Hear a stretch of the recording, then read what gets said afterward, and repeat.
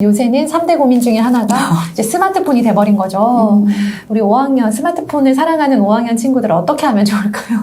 그렇죠. 제일 어려운 문제인 것 같아요. 그리고 또 아이들의 친구 관계나 이렇게 문제가 생기는 부분도 스마트폰 관련된 네. 문제가 굉장히 많아요. 네. 네, SNS나 이런 부분에서 문제 많이 발생하는 경우가 있거든요.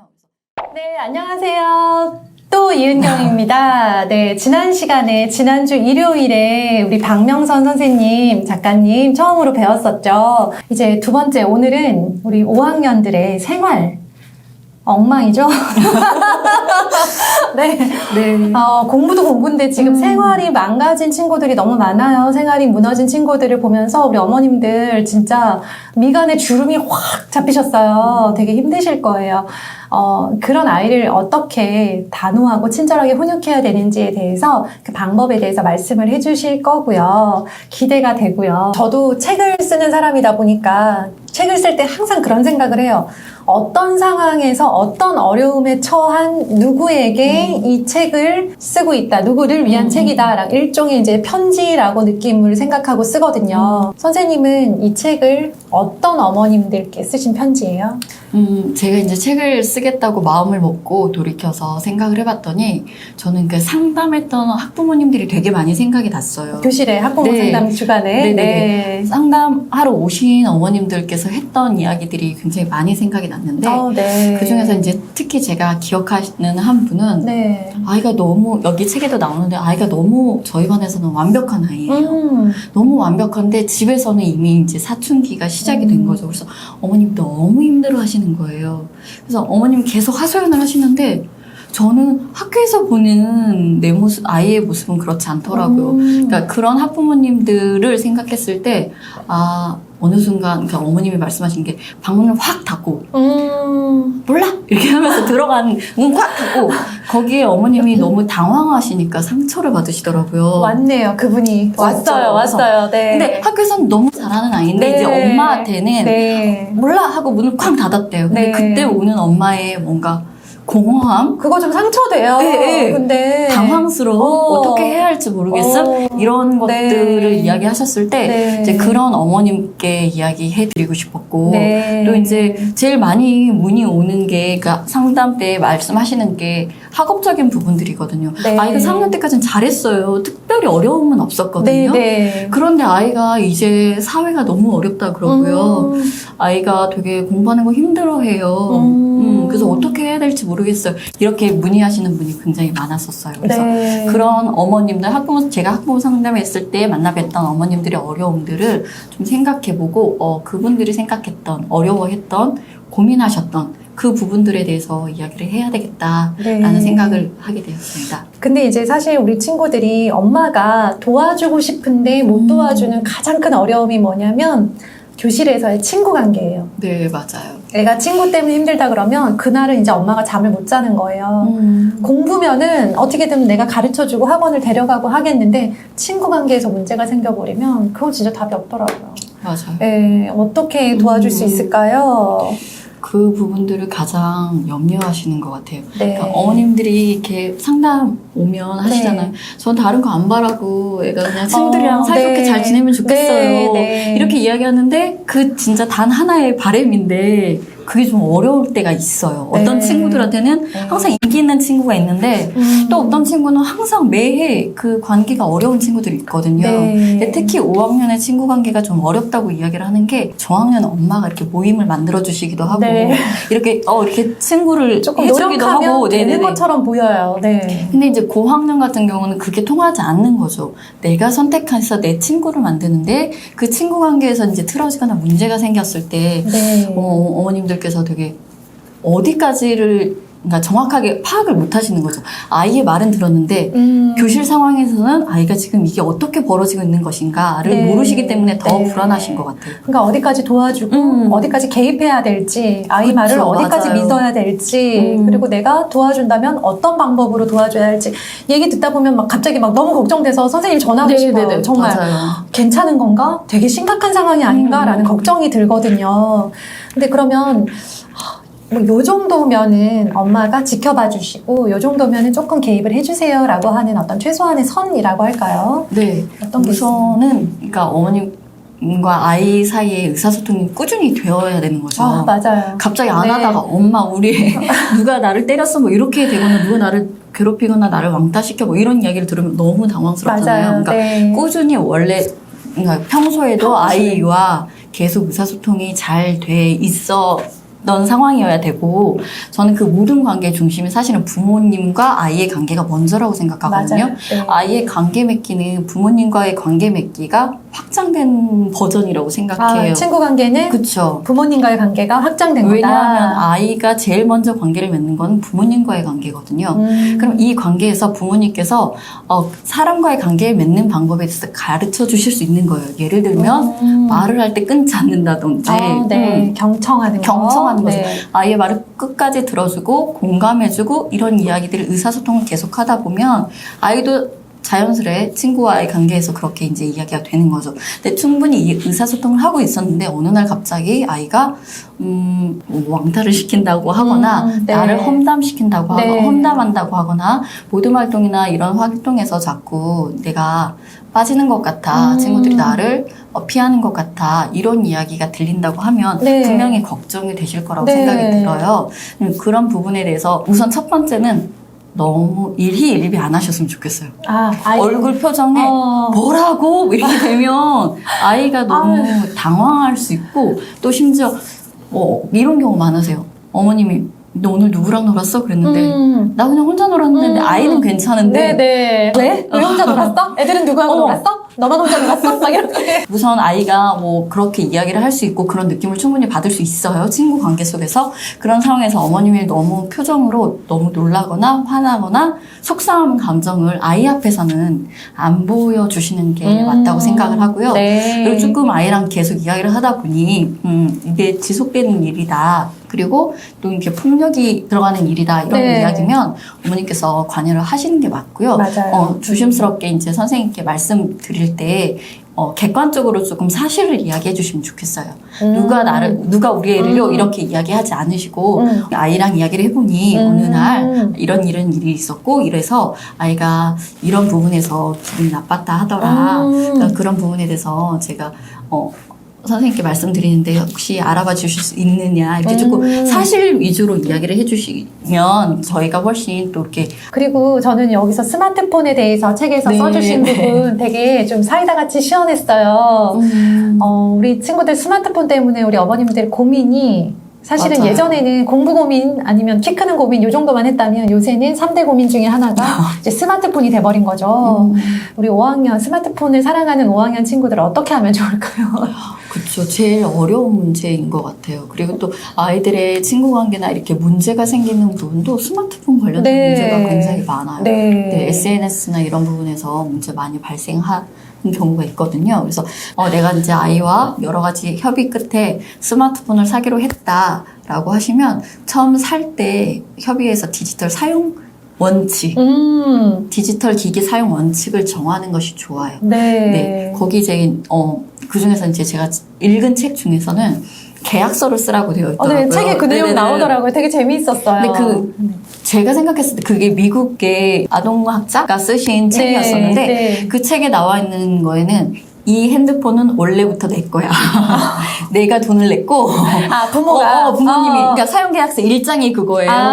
그래서 전제가 저거는 내 거다. 뭐 이거 뭐 이렇게 이제 되어 있는 것부터 시작해서 여러 가지 구체적인 지침이 있는데 평일에는 7시 반에 반납하는 걸로 해. 네. 그리고 너무 많은 것을 사진 찍으려고 노력하지 않아도 돼. 네. 눈으로 보는 게 더 아름다울 수도 있어. 뭐 이런 식으로 되게 이렇게 규칙이 나와 있더라고요. 근데 그런 세세한 규칙까지는 아니더라도 아이랑 사용할 수 있는 시간, 하루에 얼만큼을 사용할 건지, 그다음에 사용하면 안 되는 장소, 이렇게 시간과 장소에 대한 원칙, 그리고 또 컨텐츠를 받을 때 연령에 맞는 컨텐츠를 받는지, 그렇죠. 그런 부분에 대한 원칙, 그리고 또 이제 SNS, 나 새로운 플랫폼을 썼을 때 그것을 부모님께서 확인할 수 있다라는 부분에 대한 원칙. 협의를 할 때 좀 제가 안 돼요 라고 이야기했던 부분은 이것을 하나의 보상으로 쓰지 않으셨으면 좋겠어요. 예를 들면 책 30분 읽어. 그러면 내가 게임 시간 조금 늘려줄게. 뭐 이렇게 하거나 혹은 뭐 하면 뭘 해줄게. 뭘 해줄게가 아이들이 좋아하는 애가 게임이나 스마트폰 사용 시간을 두시는 경우가 있더라고요. 네. 근데 그렇게 두시는 순간 이게 더 상위의 개념이 되는 거죠. 아이들에게는. 그러니까 공부는 그냥 너가 해야 되는 건데 그게 아니라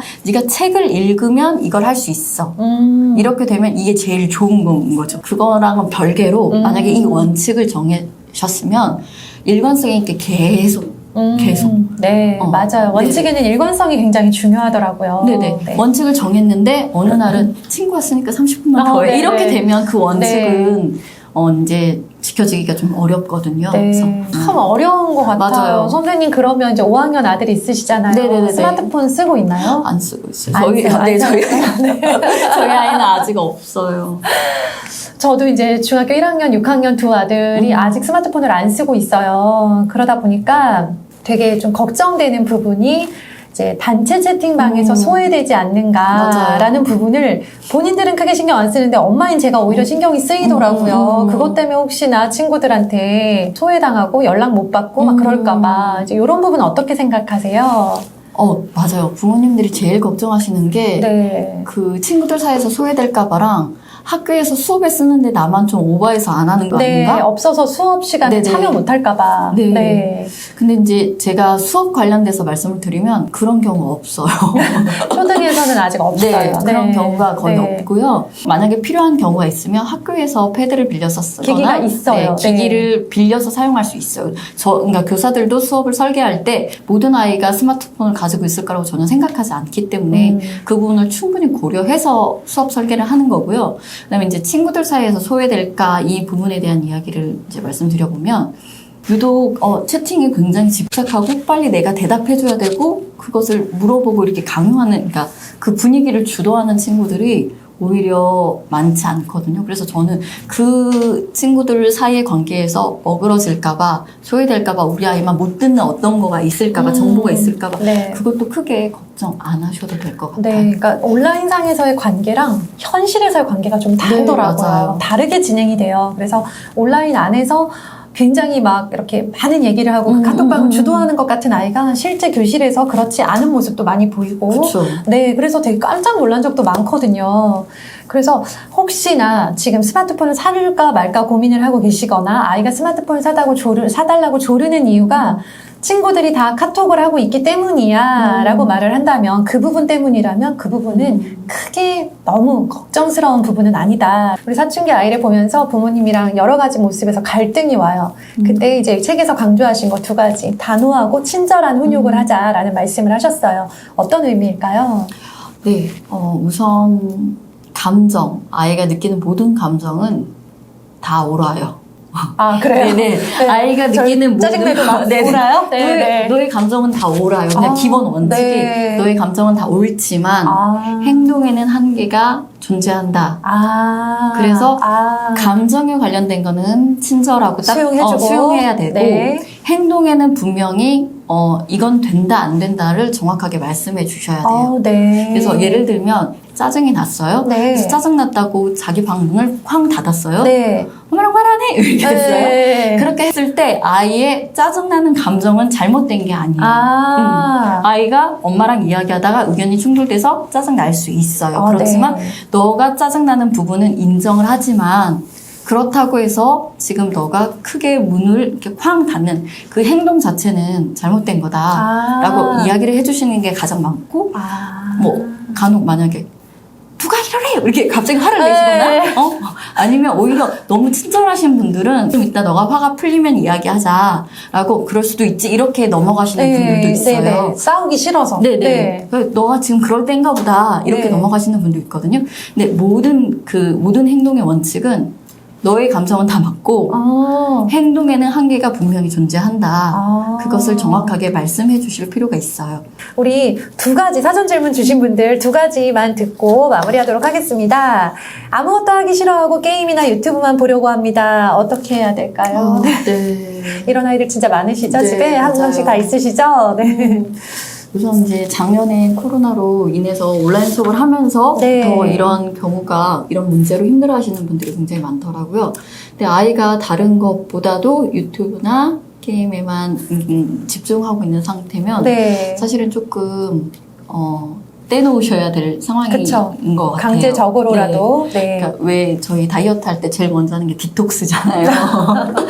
이게 디지털 디톡스가 필요한 상황이라고 저는 생각을 끊어줘야 들었거든요. 되는 거예요. 네네. 네. 이게 힘들더라고요. 아이가 왜냐면 거기에 집착하고 있는 상황에서 네. 내가 세상에서 제일 소중히 여기는 그 게임과 유튜브를 할 수 있는 것들을 다 뽑는다는 게 굉장히 힘든 일이고 또 이게 주변에서 봤을 때는 이걸로 굉장히 싸움도 많이 나더라고요. 네, 맞아요. 핸드폰 몇 개 깨고 네. 뭐 던지고 이렇게 하는 네. 경우도 굉장히 많더라고요. 네. 근데 아이를 조금 더 멀리서 이렇게 크게 보셨을 때 아이가 중고등학교로 지내가야 되잖아요. 네. 어느 순간 갑자기 질려서 안 하면 좋지만 그렇게 되기는 사실 쉽지는 않고요. 점점 더 하죠. 네. 대부분. 그래서 보통 이런 경우는 저는 우선은 잠깐 떨어져 있을 시간이 필요하다고 생각해요.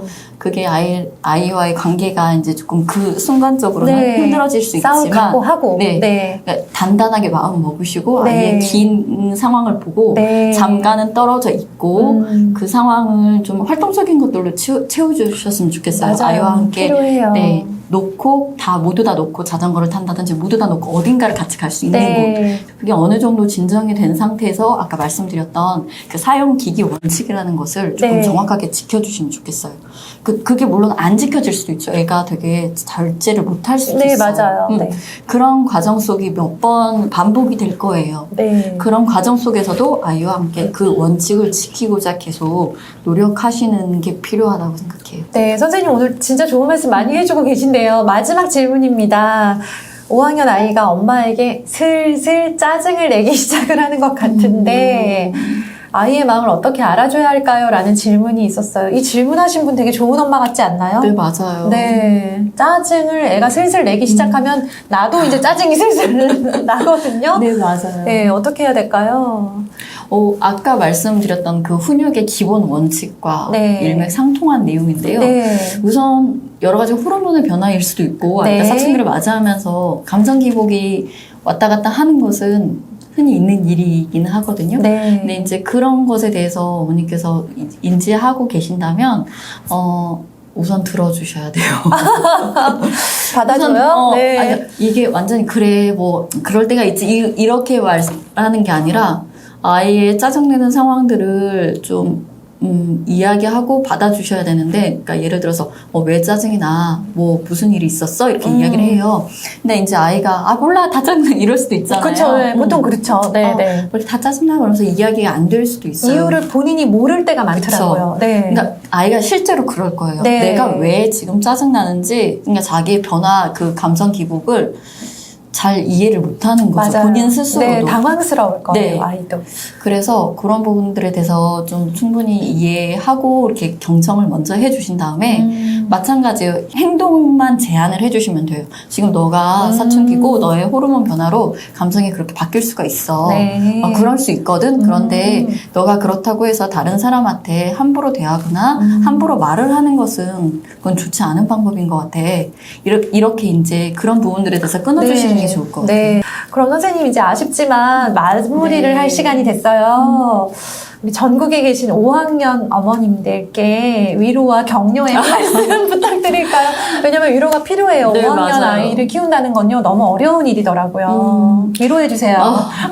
처음 제가 소개해드릴 때도 12살 아이를 키우고 있다고 말씀드렸는데 네. 엄마랑 같이 산책 가자 이랬거든요. 근데 아이가 옷을 입었는데 양말이 위로 올라와 있는 거, 바지 위로. 하이 패션 아니에요? 네. 두 개 다 그래야 패션인데 네, 한쪽만. 그러니까 저희 아이가 그렇더라고요. 그래서 네. 그럴 때 속으로 어떤 생각이 드냐면 12살이 됐는데 그러니까. 왜 저게 안 되지? 이렇게 생각이 들었어요. 근데 또 어느 순간 이제 저한테 아니 엄마는 막 이렇게 이야기를 하면 어디서 조그만 게 벌써 이런 맞아요. 생각이 또 들더라고요. 네. 그러니까 그 12살이라는 아이 그 상황이 어떨 때는 어떤 기준에서는 왜 12살이나 됐는데 저게 안 될까라는 생각이 들다가도 네. 또 어떨 때는 조그만 게 왜 벌써부터 어른 흉내를 내 네. 이런 생각도 들더라고요. 네, 맞아요. 사회적인 거리두기 아이와의 거리두기가 약간 필요해요. 약간 멀리서 보면 아이가 크는 게 좀 객관적으로 보인달까? 네. 그게 보이는데 좀 가까이서 보면 많이 보여요. 근데 좀 멀리서 그래 너가 지금 그렇게 크고 있구나. 이게 큰 방향이 흐트러지지 않는 거면 지금 잘 크고 있는 게 맞아. 라고 조금 마음을 여유 있게 가질 필요가 있는 것 같아요. 큰 방향을 바라보라는 거죠. 네. 그러니까 행동 하나하나에 너무 이렇게 속상해하거나 화내지 말고 아이가 크게 잘 크고 있는가. 네. 네. 되게 위로가 필요한 초5 엄마인 동시에 5학년 아이들을 9번, 9회째 만나고 계신 우리 5학년 전문가신 것 같아요. 저도 몇 번 해보기는 했지만 감히 비교할 수 없는 정도의 경력이고요. 내공을 가지고 계신 분이고요. 그런 많은 내공들과 학부모 상담을 통해서 들었던 많은 고민들을 이 책이라는 수단을 통해서 편지로 글로 풀어내시느라고 정말 고생 많으셨어요. 네, 감사합니다. 근데 아마 진짜 이 책 읽고 되게 도움되시는 분들 많으실 거라고 저는 장담합니다. 네, 그래서 정말 감사드리고요. 5학년 아이 때문에 거리두기가 되지 않고 속상하고 좀 요새 밤잠 자기가 어렵다 하시는 분들은요, 꼭 한번 읽어보셨으면 좋겠습니다. 제가 강추드립니다. 네. 선생님 오늘 나와주셔서 감사드려요. 네, 감사합니다. 네. 또 내일 5학년 만나러 출근하셔야 되죠? 네네. 네. 선생님 그러면 다음에 또 놀러 오세요. 네, 알겠습니다. 네, 감사합니다. 좋은 일요일 되시고요. 내일 아침 영상에서 또 뵙겠습니다. 박명선 선생님과의 저자와의 만남 여기서 마무리할게요. 안녕히 계세요. 안녕히 계세요.